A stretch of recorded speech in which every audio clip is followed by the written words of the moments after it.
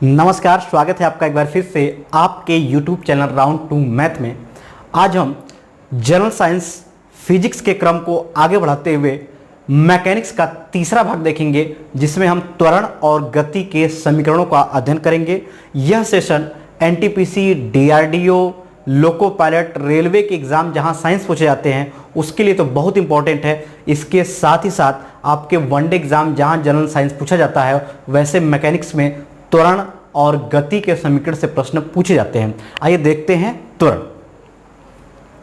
त्वरण वेग परिवर्तन की समय दर को कहते हैं। वेग परिवर्तन की समय दर को त्वरण कहते हैं। अगर आप सूत्र देखें तो वेग परिवर्तन बटे समयांतराल, अर्थात अगर आपका वेग समय के साथ बदल रहा है तो अगर वेग परिवर्तन में समय से भाग दे दें तो आपको मिल जाता है कि वस्तु में त्वरण कितना है, कोई भी गतिशील वस्तु। अब जब भी आप त्वरण ज्ञात करेंगे तो आपको हमेशा अंतर निकालते समय अंतिम वेग से प्रारंभिक वेग घटाना पड़ेगा। याद रखिएगा, फाइनल वेलोसिटी इनिशियल वेलोसिटी का जो डिफरेंस होगा उसमें अगर टाइम इंटरवल से आप डिवाइड करोगे तो आपको मिल जाएगा एक्सीलरेशन, त्वरण। अगर ऐसे फार्मूला देखें तो a equal to v minus u by t, जहाँ v final velocity, u initial velocity और t आपका टाइम होता है। ऐसे लिखिए अगर हम a बराबर delta v by delta t, तो ये हो गया आपका त्वरण। अब इसके मात्रक और विमाएँ क्या होती हैं देख लीजिए। त्वरण एक सदिश राशि है, acceleration is a vector quantity. इसका जो यूनिट होता है मात्रक वह मीटर प्रति सेकेंड स्क्वायर होता है। वीमा एल टी पावर माइनस 2, आप मीटर के लिए लिखते हो एल लेंथ, और आप टाइम के लिए सेकेंड टाइम टी लिखेंगे, और आप -2 है तो -2 लगा देते हैं। अब ये रहा त्वरण। त्वरण का मात्रक, त्वरण कैसी राशि है? सदिश राशि है। अब अगर त्वरण के कुछ टाइप्स देख ले हम तो आपका आ जाता है एक समान या नियत त्वरण, यूनिफॉर्म एक्सेलरेशन। नियत त्वरण आप इसके पहले वाले पार्ट में देखे थे कि यदि नियत चाल देखना होता था, नियत वेग देखना होता था, तो समान समय अंतराल में अगर समान दूरियां तय करते थे तो नियत चाल थी। समान समय में समान विस्थापन तय करते थे तो नियत वेग था। ऐसे ही अगर हम समान समय में समान वेग बढ़ाएं या घटाएं तो ऐसे त्वरण को हम कहेंगे एक समान त्वरण, नियत त्वरण, एक्सीलरेशन। मीन्स जैसे अगर आप ग्राफिकली देखना चाहें इसको, तो जैसे आपका मान लीजिए सपोज 0 पर 0 रहा, वेलोसिटी में चेंज कोई नहीं हुआ। जैसे ही 2 सेकेंड हुआ आपकी वेलोसिटी बढ़ के हो गई है 4 मीटर पर सेकेंड। इस पर हम वेलोसिटी ले लेते हैं और इस पर हम टाइम ले लेते हैं। जैसे ही आपका 4 सेकेंड हुआ तो ये हो गया आपका 8 मीटर पर सेकेंड। फिर जैसे ही आपका यहाँ पर 6 हुआ ये हो गया आपका 12 मीटर पर सेकेंड। यानी हर 2 सेकेंड में जो आप वेग धारण कर रहे हैं वो आपका 4 मीटर पर सेकेंड है। हर 2 सेकेंड के बाद आपका वेग बढ़ जा रहा है कितना? 4 मीटर पर सेकेंड। तो अगर इस तरह से आप चल रहे हैं तो ये होगा आपका एक समान त्वरित गति या नियत त्वरित गति। ये यूनिफॉर्म एक्सेलरेटेड मोशन होगा। इसका ग्राफ खींचेंगे तो एकदम सीधी रेखा मिलेगा आपको। दूसरा है असमान या परिवर्तित त्वरण, नॉन यूनिफॉर्म एक्सेलरेशन और वेरिएबल एक्सेलरेशन। आप समझ गए होंगे नाम से ही कि कब समान समयांतराल में समान वेग परिवर्तन ना हो, यानी कभी बहुत स्पीड हो जाए, कभी कम हो जाए, कभी तेज कभी कम, यानी एक समान समय में एक समान वेग ना बढ़े बल्कि अलग अलग वेग बढ़े, तो ऐसे को हम कहेंगे असमान या परिवर्तित त्वरण। ठीक। तीसरा है आपका ऋणात्मक त्वरण, या इसको हम हिंदी में अवत्वरण, मंदन भी कहते हैं, मंदन ज़्यादातर आ जाता है। ये इंग्लिश में आपका डी एक्सेलरेशन और रिटार्डेशन या नेगेटिव एक्सेलरेशन। ऋणात्मक त्वरण को ही मंदन कहा जाता है। देखिए, आप कभी कभी ऐसा तो है नहीं कि हमेशा वेलोसिटी बढ़ाई ही जाती है, वेलोसिटी कभी घटाई भी जाती है। तो अगर हम वेलोसिटी घटा रहे हैं, हमारा जो वेग है वो कम हो रहा है, तो इस दशा में जो त्वरण लगता है उसे हम कहते हैं ऋणात्मक त्वरण या अवत्वरण या मंदन। अब इसके ग्राफ को अच्छे से देख लीजिए, इसके बाद गति के समीकरण। अब है velocity time graph. Velocity time graph, पहला तो क्वेश्चन यही बन जाता है कि त्वरण किससे ज्ञात करते हैं?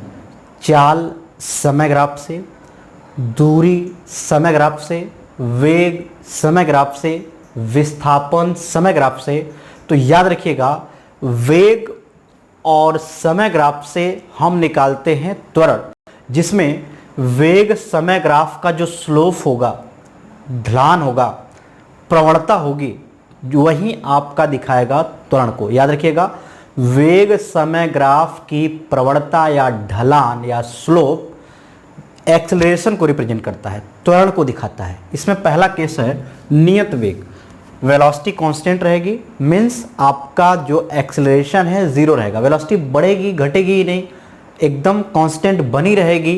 तो उस समय जो यूनिफॉर्म वेलोसिटी अगर है तो आपका त्वरण बिल्कुल, क्योंकि त्वरण का परिभाषा है वेग परिवर्तन की समय दर, तो अगर वेग परिवर्तन शून्य है तो त्वरण भी आपका क्या होगा, शून्य होगा।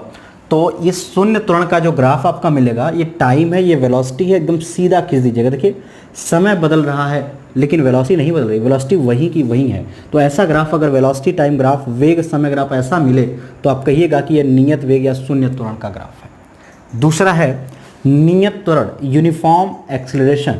नियत त्वरण अगर आपका यूनिफॉर्म एक्सेलरेटेड मोशन है और ये जो ऑब्जेक्ट है बिल्कुल जीरो से स्टार्ट हुआ है, तो यहाँ आपको जीरो से मिलेगा सीधा रेखा एकदम, इस पर टाइम, ये वेग और समय है, और जैसे जैसे समय बदल रहा है वैसे वैसे वेग बदल रहा है, तो ये आपका होता है नियत त्वरण। इसी का दूसरा पार्ट होगा कि ये पार्ट देखिए, ये पार्ट ए बनाया हूँ, इसी का दूसरा पार्ट बी होगा कि जब हमारी जो ऑब्जेक्ट है, जो वस्तु है, वह कुछ वेलोसिटी गेन कर ली हो, उसके बाद यूनिफॉर्म एक्सेलरेशन से जा रही है।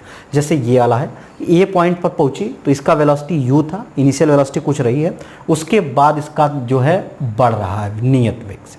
तो याद रखिएगा अगर कोई वस्तु कुछ वेलोसिटी लेने के बाद फिर उसका जो त्वरण है नियत हो जाए, तो वह ग्राफ यहाँ जीरो से ना होके कुछ वेलोसिटी लेने के बाद से यहाँ से स्ट्रेट होगा। याद रखिएगा दोनों में अंतर, परीक्षा में जैसे पूछेगा उसके अकॉर्डिंग। यहाँ वेलोसिटी जीरो से है और यहाँ कुछ वेलोसिटी जो है गेन कर ली है, उसके बाद ही नियत त्वरण से बढ़ रही है।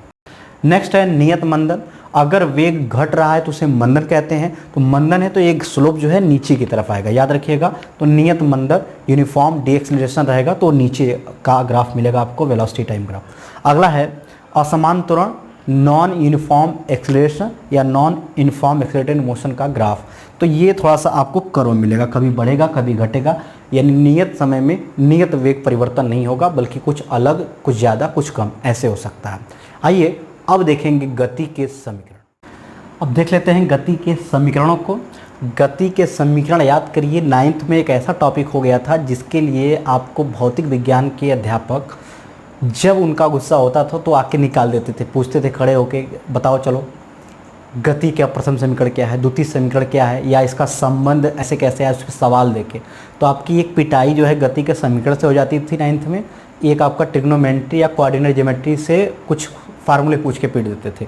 तो याद आ जाएगा आपको गति के समीकरण, वैसे याद ही होगा, नहीं बहुत दिन पहले पढ़े हो, भूल गए हो, तो देख लेना अच्छे से एक बार। गति के समीकरण जो हैं, सबसे पहला तो क्वेश्चन यही बन जाएगा, जो गति के समीकरण है वो यूनिफॉर्म एक्सेलरेटेड मोशन के लिए है, नियत त्वरित गति के लिए था। अगर त्वरण नियत नहीं है तो ये गति का समीकरण नहीं काम करता। पहली बात याद रखिएगा, जितने भी गति के समीकरण हैं वो सभी नियत त्वरण के लिए मान्य हैं। इसीलिए लिखा हूँ मैं, एक समान त्वरित गति के लिए या नियत त्वरण के लिए गति के समीकरण, equation of motion for uniform accelerated motion. इनका जो प्रथम समीकरण था आपका, वो था v बराबर u प्लस ए टी। याद रखेंगे v बराबर u प्लस ए टी। तो आपसे क्वेश्चन कुछ भी बन सकता है, पूछ सकते हैं कि वेग समय संबंध को गति का कौन सा समीकरण दर्शाता है, प्रथम, द्वितीय, तृतीय, सभी, ऐसे ऑप्शन दे दे।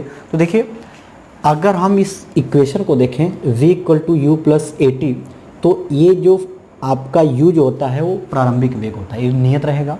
और एक्सेलरेशन पहले से मैं बोल दिया हूँ कि एक्सेलरेशन नियत रहेगा तभी गति का समीकरण लगता है।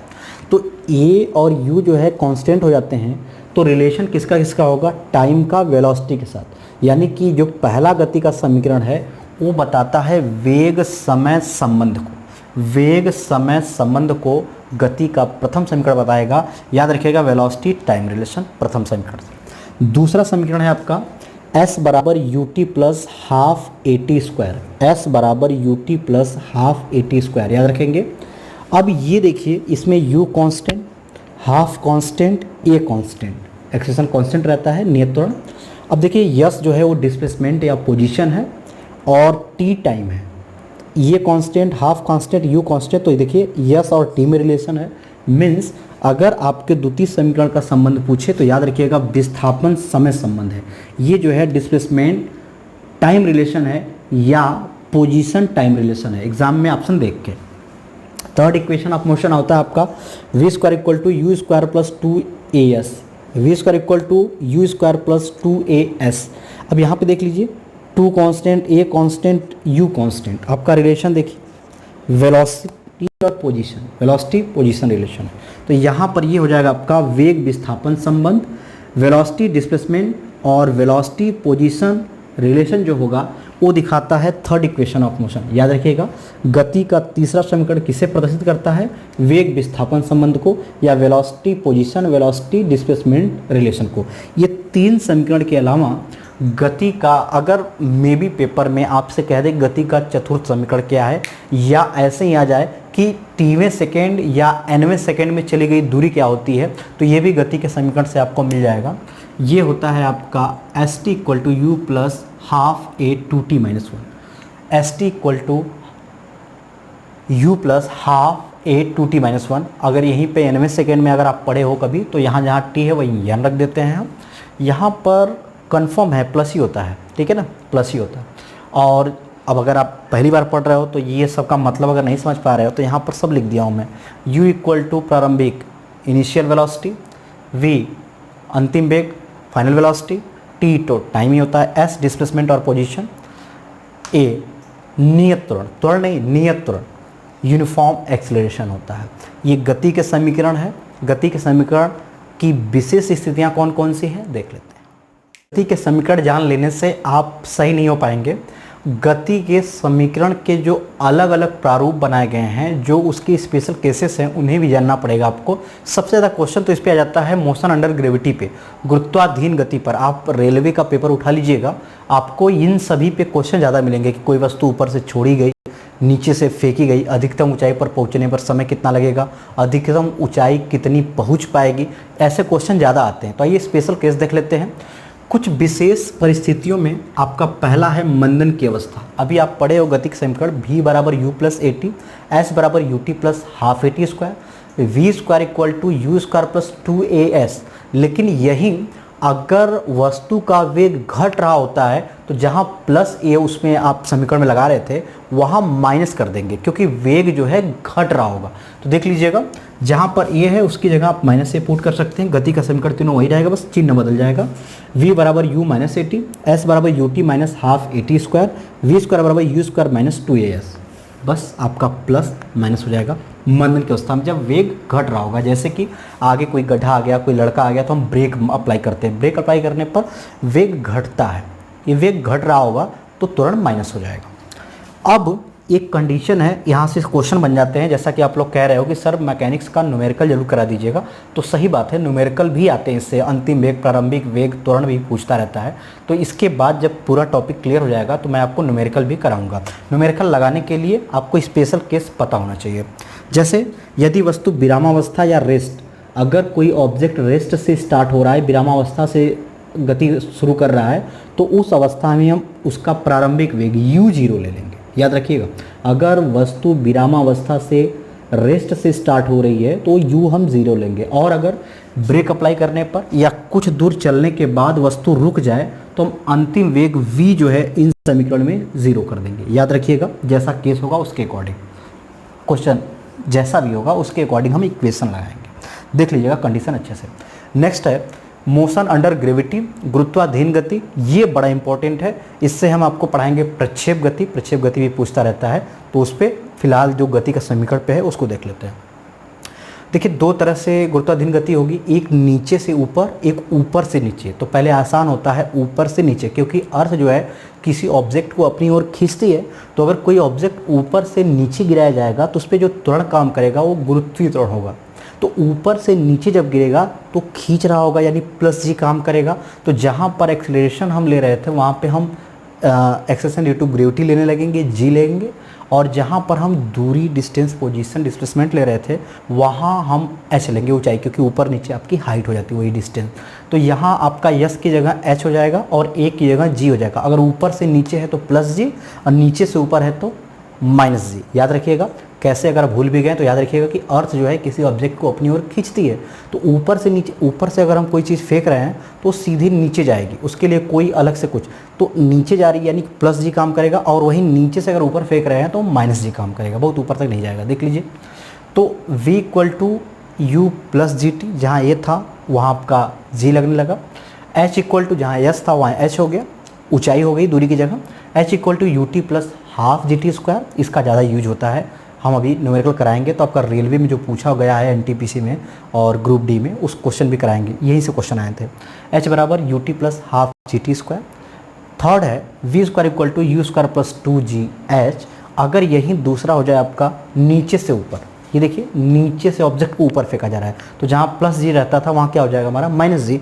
सब कुछ सेम रहेगा इक्वेशन, बस प्लस की जगह माइनस लगा लीजिएगा।